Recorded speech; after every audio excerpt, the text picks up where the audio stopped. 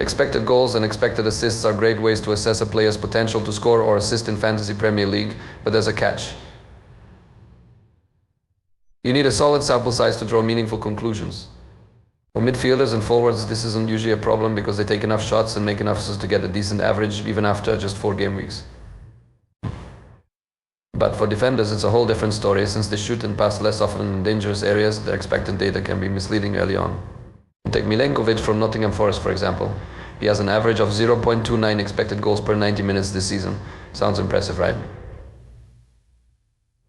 Well, in reality, he's only taken 3 shots, and his biggest chance came against Southampton, where he racked up 0.62 expected goal in a single play.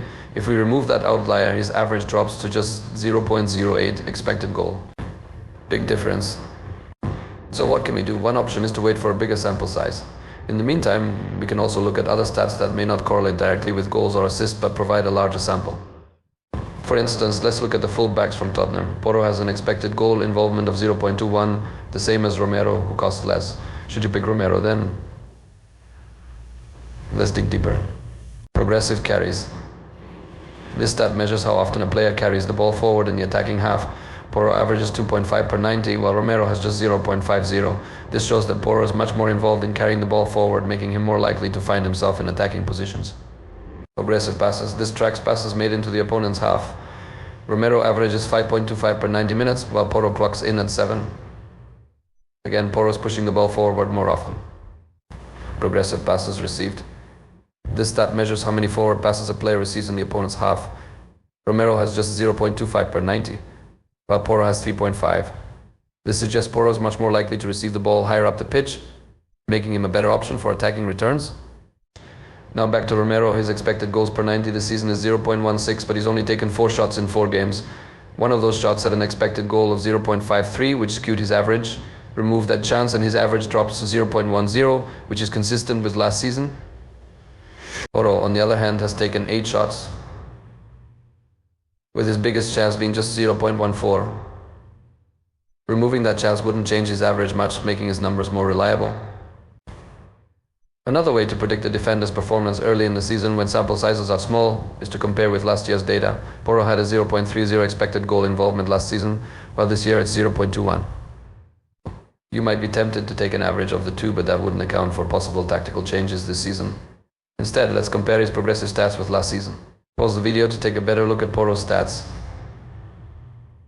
The data shows he's carrying the ball and passing it forward more often, but receiving fewer progressive passes compared to last year.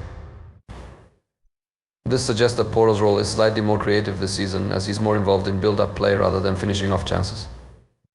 To wrap it up, Porro remains a strong attacking fullback who plays higher up the pitch than most defenders. Even though he may not match last year's goal involvement, his role still makes him a valuable asset in FPL.